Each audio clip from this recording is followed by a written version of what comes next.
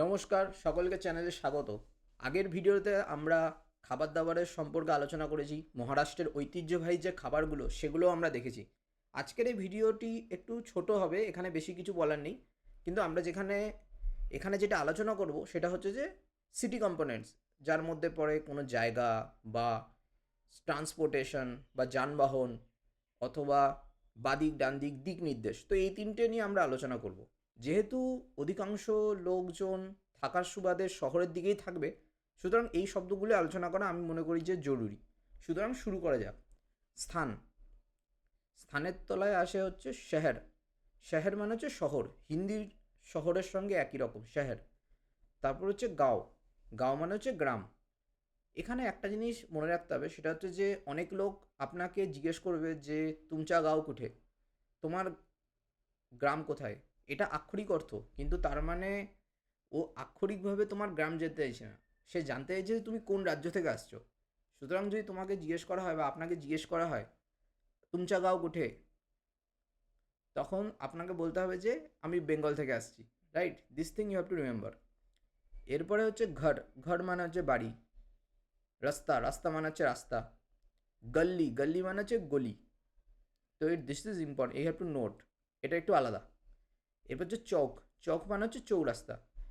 চৌরাস্তা হতে পারে, পাঁচ মাথার মোড় হতে পারে, সবগুলোকেই চৌকই বলা হয়। তারপর হচ্ছে পুল। পুল মানে হচ্ছে সেতু বা ওভারব্রিজ। দিস ইজ পুল। তারপর হচ্ছে বাজার। বাজার মানে হচ্ছে বাজার। মান্ডাই। মান্ডাই মানে হচ্ছে আমরা যেটাকে ইনফর্মাল বাজার বলি, যে সব কিছু ফেলে বিক্রি হচ্ছে, নর্মাল সেরকম পাকা একদম কোনো স্ট্রাকচার নেই, নর্মাল সবজি বাজার যেরকম দেখতে হয় সেরকম জায়গাতে যদি খাবার দাবার বিক্রি হচ্ছে দেখা যায়, তাহলে সেটা হচ্ছে মান্ডাই। এটাকে হাটও বলা যায়। এরপর হচ্ছে দোকান। দোকান হচ্ছে দোকান। হোটেল। হোটেল হচ্ছে হোটেল। রেস্টুরেন্ট, রেস্তোরাঁ। ঠিক আছে। রুগ্নালয়। রুগ্নালয় মানে হচ্ছে হাসপাতাল। ঠিক আছে, হাসপাতাল বললেও লোকজন বোঝে। রুগ্নালয় হচ্ছে ট্র্যাডিশনাল মারাঠি টার্ম। তারপর হচ্ছে ঔষধালয়। ঔষধালয় মানে হচ্ছে ওষুধের দোকান। তারপর হচ্ছে ব্যাংক। ব্যাংক হচ্ছে ব্যাংক। পোস্ট অফিস হচ্ছে ডাকঘর। স্টেশন হচ্ছে রেল স্টেশন। ঠিক আছে। আর বাস স্ট্যান্ড হচ্ছে বাস স্ট্যান্ড। মেট্রো স্টেশন হলে মেট্রো স্টেশন। এরপর আমরা দেখব ভবন ও কাঠামো, বিল্ডিংস অ্যান্ড স্ট্রাকচার্স। ইমারত। ইমারত মানে হচ্ছে ভবন বা বিল্ডিং। ঠিক আছে, ইমারত। এরপর হচ্ছে সদনিকা। সদনিকা হচ্ছে মারাঠি ভাষার যে নিজস্ব শব্দ ফ্ল্যাট বোঝাতে বা অ্যাপার্টমেন্ট বোঝাতে, কিন্তু আজকাল লোকজন সাধারণ কমন কথাতে ফ্ল্যাটই বলে। So you can use flat also. কিন্তু সদনিকা বললে আপনি একটু সফিস্টিকেটেড বা একটু ট্র্যাডিশনাল শব্দ ব্যবহার করছেন এরকম শুনতে লাগবে আপনাকে। এরপর হচ্ছে খলি। খলি মানে হচ্ছে ঘর। ঠিক আছে, তো এটা মনে রাখতে হবে, দিস ইজ ইম্পর্টেন্ট।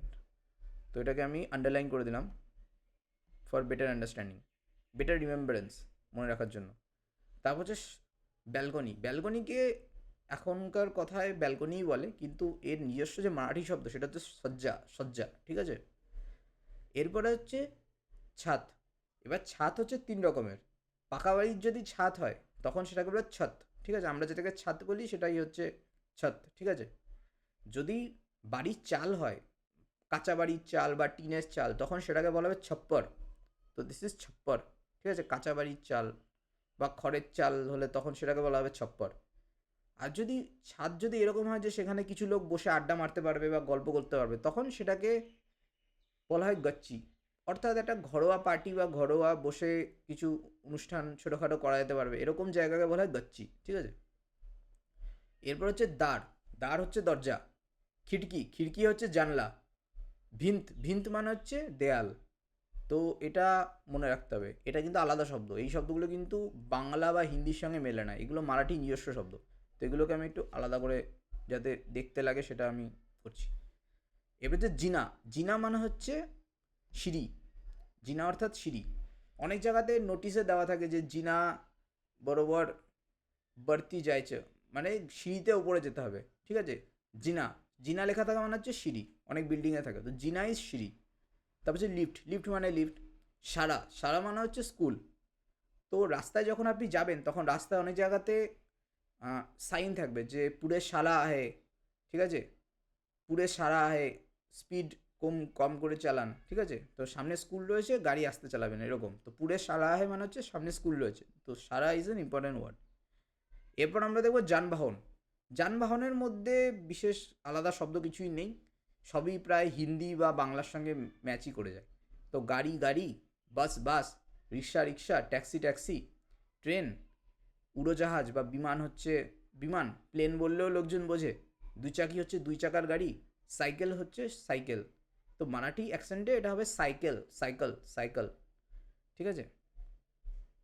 এরপর হচ্ছে ঘোড়ে গাড়ি, ঘোড়ে গাড়ি মানে হচ্ছে ঘোড়ার গাড়ি।